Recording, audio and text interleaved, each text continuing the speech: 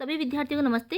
विद्यार्थियों, आपका Janvi education hub में स्वागत है। तो इस वीडियो में हम NIOS क्लास 12th में जो चित्रकला विषय है उसका चैप्टर नंबर जो है हम 10 पढ़ेंगे। ये देखिए आपके पाठ्यक्रम का विभाजन है। तो अपन ने जो है चैप्टर नंबर 8 तक अपन ने पढ़ लिए हैं। तो ये चैप्टर मैंने पिछले वीडियो में पढ़ा दिया है, चैप्टर नंबर 8 पहाड़ी चित्रकला। अब हम कंपनी जो चित्रशैली है उसके बारे में हम जानेंगे, क्योंकि ये चैप्टर भी आपके सार्वजनिक परीक्षा के अंतर्गत दे रखा है। तो ये 10 पार्ट आपके इसमें आएंगे, जिसमें चैप्टर नंबर 10 भी है। ठीक है, तो कंपनी चित्रशैली जो विषय है, जो मॉड्यूल 2 से है ना, उसके बारे में हम आज जानेंगे। तो जिन्होंने ये वीडियो नहीं देखे हैं तो आप इन वीडियो को देखिए। और ये बाकी के जो चैप्टर हैं, ठीक है, ये जो चैप्टर है 4, 5, 7, 9 और 13, ये चैप्टर आपके TMA के अंतर्गत दे रखे हैं। तो इनसे आपके कोई क्वेश्चन नहीं आएंगे। तो पढ़ते हैं चैप्टर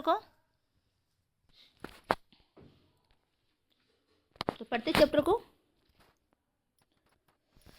पिछले अध्याय में हमने दक्षिणी भारतीय चित्रकला के बारे में जाना। अब प्रस्तुत पाठ में हम कंपनी चित्रशैली के बारे में जानेंगे।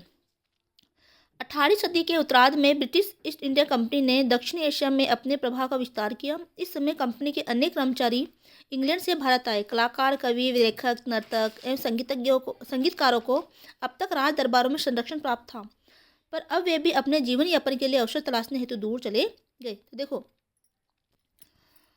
तो हमने पिछले अध्याय में दक्षिण भारतीय चित्रकला के बारे में जाना था। अब इस पार्ट में कंपनी चित्रशैली का मतलब ये है कि इसमें कंपनी कौन, ईस्ट इंडिया कंपनी, जब अंग्रेजों का राज हमारे देश में था तो उस समय जिन चित्रशैलियों का विकास हुआ वो इस चैप्टर में बताया गया है। तो जब ब्रिटिश ईस्ट इंडिया कंपनी ने दक्षिणी एशिया में अपने प्रभाव का विस्तार किया, इस समय कंपनी के अनेक कर्मचारी इंग्लैंड से भारत भी आए। तो जो ईस्ट इंडिया कंपनी के अनेक कर्मचारी थे वो भारत में आ गए। और कलाकार, कवि, लेखक, नर्तक या संगीतज्ञों को अब तक, देखो उस समय क्या था, जब अंग्रेजों का राज था, अंग्रेजों ने यहाँ पर शासन स्थापित किया था उसी समय। तो यहाँ पर राजाओं का राज था। राजा जो है जो घराने हैं, राज घराने हैं, वो राज दरबार है ना, उसके अंदर जो कवि है, लेखक है, नर्तक है, संगीतकार है, उनको यहाँ पर संरक्षण प्राप्त था। ठीक है, लेकिन अब वो अपने जीवन यापन के लिए बाहर भी जाने लगे थे, दूर जाने लगे थे। अंग्रेज भारत के जन सामान्य की विविधताओं से आकर्षित अचंभित थे। तो अंग्रेजों ने देखा कि भारत में बहुत ज़्यादा जन सामान्य विविधता है, अलग अलग तरह के लोग यहाँ पर रहते हैं, है ना। तो इससे वो बहुत आकर्षित हुए, अचंभित भी हुए। वे यहाँ की शानदार ऐतिहासिक इमारतों तथा सुंदर प्राकृतिक दृश्यों से भी प्रभावित हुए। वे इन सुंदर छवियों को पा लेना चाहते थे। वे इन्हें यादगार एवं निशानी के तौर पर इंग्लैंड में बसे अपने रिश्तेदारों एवं मित्रों के लिए एकत्रित करना चाहते थे। लेकिन उनमें से अधिक के पास इतने साधन नहीं थे कि वे इन विषयों पर ब्रिटिश कलाकारों द्वारा बनाई गई कलाकृतियों को खरीद सके। अतः उन्होंने भारतीय चित्रकारों को अपने पसंदीदा विषयों पर चित्र बनाने के लिए प्रेरित किया।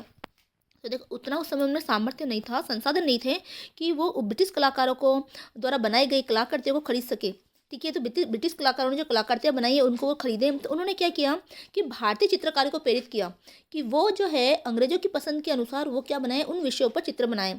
भारतीय चित्रकारों ने आय के इन नए अवसर का स्वागत किया। तो अब देखो, वो भारतीय चित्रकार चित्र बनाएंगे तो अंग्रेज जो है, कंपनी जो है, उनको क्या देगी, कुछ पैसे भी देगी, तो उनका आय भी बढ़ेगा। तो भारतीय चित्रकारों ने आय के इस नए अवसर का स्वागत किया और वे नए ब्रिटिश संरक्षकों के लिए सराहनीय कार्य करने लगे। तो जो नए ब्रिटिश संरक्षक आए थे, जो कंपनी जिन्होंने भारत पर ब्रिटिश शासन ने जो अधिकार कर लिया था, तो उन्हीं के संरक्षण में, उन्हीं की जो है सुरक्षा के अंदर, उन्हीं की देखरेख में वो जो भारतीय कलाकार है वो अब ब्रिटिश जो संरक्षण है उनके लिए कार्य करने लगी और वो चित्र बनाने लगी। ब्रिटिश संरक्षकों ने भी शीघ्र ही यह समझ लिया कि उनके प्रिय विषयों पर भारत के चित्रकार अधिक सटीक और प्रभावशाली ढंग से चित्रकारी कर सकते है। क्योंकि देखो, भारत के चित्रकार तो भारतीय ही थे, है ना। वो यहाँ के परिवेश से, यहाँ के जो प्राकृतिक वातावरण से अच्छे से परिचित थे। तो जैसा वो चाहते थे वैसे वो चित्र बना सकते थे, क्योंकि वे यहाँ के परिवेश से पूरी तरह से परिचित थे। भारतीय चित्रकारों द्वारा उस दौरान बनाए गए चित्र सामूहिक तौर पर कंपनी चित्र के नाम से जाने गए। तो अब आपको पूछा जाएगा कंपनी चित्र क्या है। तो जो भारतीय चित्रकारों द्वारा इस दौरान, कब, जब ब्रिटिश शासन का यहाँ पर राज हो चुका था, ब्रिटिश शासन ने यहाँ पर अधिकार कर लिया था, तो जब भारतीय चित्रकारों द्वारा जब कंपनी शासन के दौरान जो सामूहिक तौर पर जो चित्र बनाएंगे उनको कंपनी चित्र के नाम से जाना गया। 18वीं या 19वीं सदी के दौर वे चित्र भारतीय कला जगत पर प्रमुखता से छाए हुए थे। इन चित्रों में राजपूत एवं मुगल लघु चित्रों के पारंपरिक कला तत्वों के साथ पश्चिमी दृष्टिकोण का सम्मिश्रण हुआ। इस प्रकार पेंटिंग में न तो तस्वीर की सटीकता थी और न ही लघु पेंटिंग की स्वतंत्रता। कंपनी चित्रों का सृजन सबसे पहले मद्रास प्रेसिडेंसी में हुआ। देखो, कंपनी चित्रों का सृजन यानी कि बनाना सबसे पहले शुरुआत कहाँ हुई? मद्रास प्रेसिडेंसी में। परंतु शीघ्र ही इसका विस्तार भारत के अन्य नगरों जैसे कि कलकत्ता, मुर्शिदाबाद, पटना, बनारस, लखनऊ, आगरा, दिल्ली, पंजाब एवं पश्चिमी भारत के अन्य केंद्रों तक हो गया। भारतीय चित्रकारों ने भारतीय भूदृश्यों, पशु पक्षी, वनस्पति, स्थानीय शासकों की छवियों, दरबारों के दृश्य, ऐतिहासिक इमारतें, त्योहार एवं उत्सव, व्यापार एवं व्यावसायिक जैसे आदि विषयों पर चित्रों की मांग को पूरा करना शुरू कर दिया। तो देखो, भारत का जो परिवेश था, भारत की जो यहाँ पर भूदृश्य था, यहाँ की पशु पक्षी थी, यहाँ की विविधता है, उस विविधताओं के ऊपर ही जो कंपनी है वो चित्र बनवाती थी। तो उन जो कंपनी की मांग थी, जो चित्रों को डिमांड कर रही थी यहाँ की सुंदरता को लेकर, है ना, वो चित्रकारी किसने पूरी की? वो चित्रकारी भारतीय चित्रकारों ने पूरी की। तो वो उसी की मांग के अनुसार चित्र बनाने लगे। तो अब ये सभी चित्र जैसे त्योहार है, इमारतें, सभी उसमें दिखाई देते थे। पश्चिमी संरक्षक कौन? ब्रिटिश कंपनी, है ना। तो पश्चिमी संरक्षकों के लिए चित्र अक्सर काल्पनिक चित्रण के स्थान पर वास्तविक दस्तावेजीकरण जैसे थे। देखो, वो कल्पना के आधार पर चित्र न बनाकर यहाँ के चित्रकारों ने जो वास्तविक चीज़ें थी उसी के ऊपर उन्होंने चित्र बनाए। इन चित्रों को जल रंगों के माध्यम से बनाया गया। ये चित्र अधिकांशतः कागजों पर बनाए गए, लेकिन कभी कभी हाथी दांत पर भी चित्रांकन किया गया। अब देखो, यह पाठ को हम विस्तार से पढ़ेंगे कि साधारण भारतीय चकोर चिड़िया। अब देखो, ये चिड़िया है, तो ये भी चित्र उन्होंने भारतीय चित्रकारों ने कंपनी जो शासन था उसी समय बनाया था। तो ये भी कंपनी चित्रकला के अंतर्गत ही आएगा। तो साधारण भारतीय चकोर चिड़िया। प्रिय शिक्षार्थी, यहाँ हम भारत में पाई जाने वाली चकोर चिड़िया के चित्र के विषय में जानेंगे। देखो, ये चिड़िया तो सभी घरों में पाई जाती है। तो बुनियादी सूचना। मुगल सम्राट जहांगीर के समय से ही पशु पक्षी एवं पुष्प भारतीय कला का महत्वपूर्ण अंग रहे हैं। तो मुगल सम्राट जब जहांगीर का शासनकाल था, है ना, उसी समय से जो पशु पक्षी, पुष्प यानी कि फूल है आदि के चित्र जो है भारतीय कला का एक अंग रहा है। भारतीय कला के अंतर्गत इन पशु पक्षियों के और फूलों के चित्र बहुतायत में बने हैं। इस लोकप्रिय और स्थापित परंपरा का ब्रिटिश संरक्षकों के समय में विस्तार हुआ। मुगल और ब्रिटिश काल में बने चित्रों में शैलीगत रूप से बहुत अंतर था। प्रस्तुत चित्र में एक सामान्य भारतीय चकोर चिड़िया को बहुत ही वास्तविक एवं सटीक विवरणों सहित चित्रित किया गया है। इस चित्र में चकोर पृष्ठभूमि में चित्रित विस्तृत भूदृश्य की तुलना में प्रमुखता से दिख रहा है।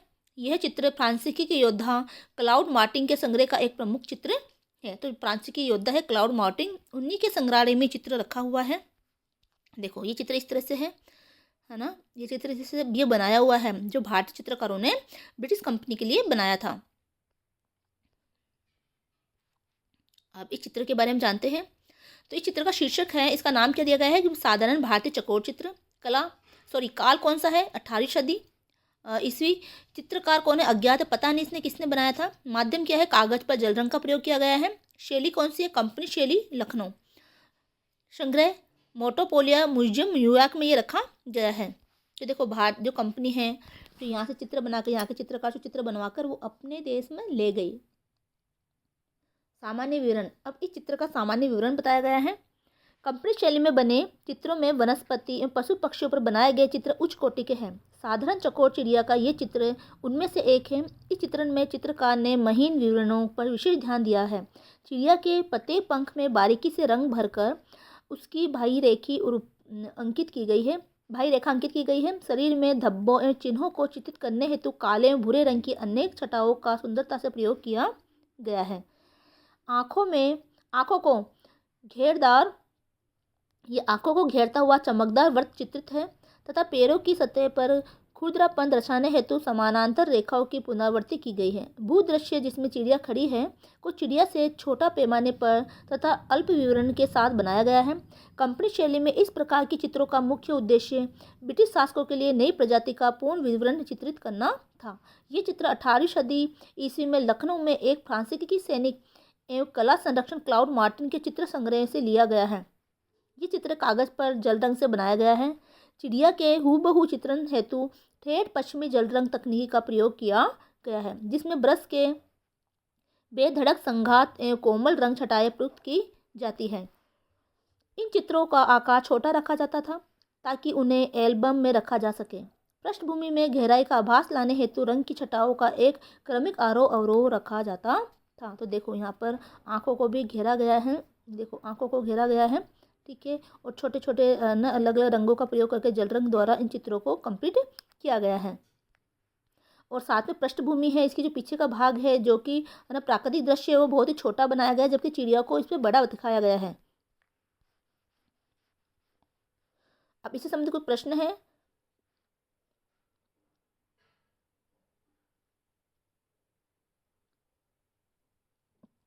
तो अभी हमने पढ़ा था उसी से संबंधित है कि जैसे कि है ना ये जो चित्र है इसकी शैली क्या है, इसकी शैली कौन सी है। तो इसकी शैली हमने पढ़ा था कि कंपनी शैली में बनाया गया है, ठीक है। रंग कौन सा है, इसमें भूरा रंग भरा गया है ना। माध्यम क्या है, माध्यम जो है इसका वह है विशिष्ट पश्चिमी जल रंग, ठीक है। तकनीकी क्या है, तकनीकी जो है वो अलग अलग प्रयोग में की गई है इसमें। देखो अगर हम इसमें देखते हैं तो इसकी शैली कौन सी है, तो इसकी शैली हो गई कंपनी शैली, ठीक है। तो हम इसमें लगाएंगे इसी कंपनी शैली में इसमें बनाया गया है। रंग कौन सा भरा गया है, तो रंग इसमें भूरा भरा गया है। माध्यम क्या है, तो ये माध्यम है जल रंग, जल रंग का इसमें प्रयोग किया गया है। तकनीकी क्या है, तो विशिष्ट पश्चिमी जल रंग शैली का तकनीक का प्रयोग किया गया है। संग्रहालय कौन सा, इसका संग्रहालय है मेट्रोपॉलिटन म्यूजियम न्यूयॉर्क में इसको रखा गया है। बाजार का दृश्य, अब एक चित्र है बाजार का दृश्य जो भी कंपनी शैली में बनाया गया है, ये बाजार का दृश्य वाला चित्र है। बुनियादी सूचना, ये चित्र के बारे में बुनियादी सूचना यहाँ पर दी गई है। देखो इस चित्र में पटना के पारंपरिक बाजार का दृश्य दर्शाया गया है, जिसमें दो औरतें सब्जी फल एवं अनाज बेच रही हैं। चित्रकार शिवदयाल लाल ने बेचे जा रहे फल सब्जियों एवं अनाज के विवरणों को सटीकता और सुंदरता से चित्रित किया है। वे बाजार के सहज माहौल को भी दर्शाने में सफल हुए हैं। कपड़ों की बारीकी एवं विवरणों को ध्यानपूर्वक चित्रित किया गया है। इस चित्र में पृष्ठभूमि पर उतना बल नहीं दिया गया जितना कंपनी शैली के अन्य चित्रों पर दिया गया है। ये देखो दो औरतें जो है यहाँ पर जो है बाजार में वस्तुओं को बेच रही है और ये खरीद रही है। तो बाजार का दृश्य है। ये चित्र कागज पर अपारदर्शी जल रंगों से बना है। चित्र की पृष्ठभूमि को चित्र की अग्रभूमि से अलग तरीके से बनाया गया है। पृष्ठभूमि में जल छटाओं के प्रयोग में एक क्रमिक आरोह अवरोह दिखाई देता है। जल रंगों में अपारदर्शिता के कारण इन चित्रों में बहुरंगी एवं चमकदार रंग छटाएं सुंदर बन पड़ी है। इन चित्र में सपाट रंगों एवं सीधी हुई रेखाओं का प्रयोग किया गया है। अगला है शीर्षक, शीर्षक है बाजार का दृश्य। काल कौन सा है, 1850। चित्रकार है शिवदयाल लाल। माध्यम है बाजार कागज पर अपारदर्शी जल रंग। शैली है कंपनी शैली, है ना, पटना। संग्रह है Victoria and Albert museum London. तो ये इसका नाम बाजार का दृश्य है। चित्रकार शिवदयाल लाल है और माध्यम है कागज पर अपारदर्शी जल रंग से इसको बनाया गया है। शैली है कंपनी शैली में। इसको रखा कहाँ गया है, Victoria and Albert museum London में रखा गया है। सामान्य विवरण चित्र के बारे में बताया गया है। ब्रिटेन के लोग भारतीय दैनिक जीवन के प्रत्येक दृश्य का चित्र लेना पसंद करते थे। तो देखो ब्रिटेन के लोग हैं वो भारतीय दैनिक जीवन के प्रत्येक दृश्य का वो चित्र लेना पसंद करते थे। इनमें सब्जी भाजी फल एवं अनाज बेचते दुकानदार भी शामिल थे। चित्र 10.2 में ज्ञात होता है कि 1850 के बाजार भी आज के भारतीय बाजारों से मिलते जुलते ही थे। इस चित्र में 4 महिलाएं दिखाई दे रही है। इनमें से 2 दुकानदार हैं तथा शेष 2 ग्राहक हैं। जो ग्राहक हैं वे फल एवं अनाज खरीद रही है। सब्जियों फलों अनाजों के विवरणों को बड़ी ही सूक्ष्मता से चित्रित किया गया है। प्रत्येक फल सब्जियों अनाज की पहचान दर्शाने हेतु उनमें अनेक प्राकृतिक रंग भी भरे गए हैं। चारों स्त्रियां साड़ी और आभूषण पहने हैं। साड़ियों के मोड़ एवं तह सुंदरता से चित्रित किए गए हैं। चित्र की पृष्ठभूमि को रंगों की क्रमिक छटाओं से बहुत अच्छी तरह बनाया गया है। आकाश में बादल चित्रित किए गए हैं, लेकिन चित्र में तत्कालीन भारतीय जीवन शैली एवं वातावरण को सुंदरता से दर्शाया गया है। तो इस तरह से चित्र बनाया गया है। अब देखो इससे संबंधित कुछ प्रश्न है।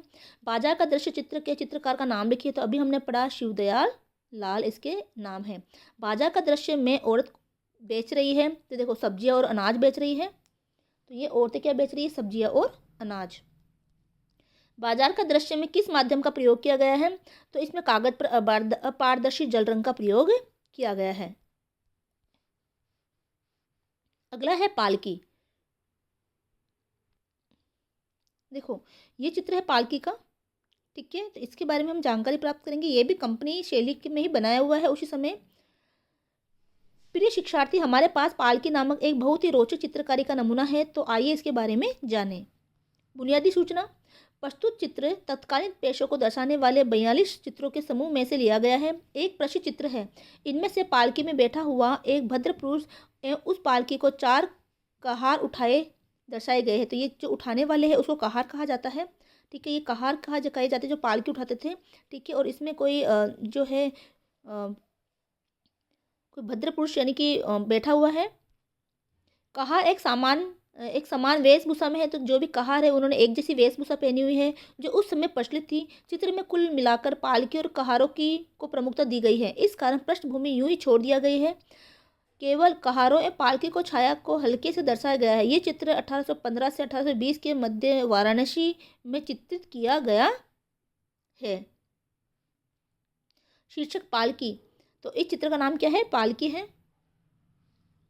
काल क्या है? 1815 से 1820। चित्रकार है अज्ञात। माध्यम है यानी कि चित्रकार का पता नहीं किसने बनाया था। माध्यम है कागज पर जल रंग। शैली है वाराणसी कंपनी शैली। संग्रह कहाँ है? विक्टोरिया एवं अल्बर्ट म्यूजियम लंदन में इसको रखा गया है। सामान्य विवरण। ये चित्र भारतीय यातायात एवं व्यवसाय दर्शाने वाले 42 चित्रों के एक समूह से लिया गया है, जिसमें एक मियाना अर्थात एक संदूक जैसे आकार की पालकी चित्रित है। चित्र में पालकी उठाए 4 कहार चित्रित है, जो सफ़ेद कुर्ती, पीली एवं भूरी धोती तथा सिर पर नीली पगड़ी पहने हैं। वे कमर में एक लाल कपड़ा लपेटे हैं। चित्र में उसकी वेशभूषा के संपूर्ण विवरण अंकित किए गए हैं कि वे पालकी का भार उठाए तालबद्ध गति से चल रहे हैं। पालकी को सौंदर्यपूर्ण ढंग से बनाया गया है। पालकी में तकिए का सहारा लेकर बैठे भद्र पुरुष के कपड़ों उनके डिजाइनों पर प्रमुख रूप से ध्यान दिया गया है। चित्र की पृष्ठभूमि पर अधिक ध्यान नहीं दिया गया। पालकी और उसे उठाए कहारों की परछाइयों से भूमि का आभास होता है।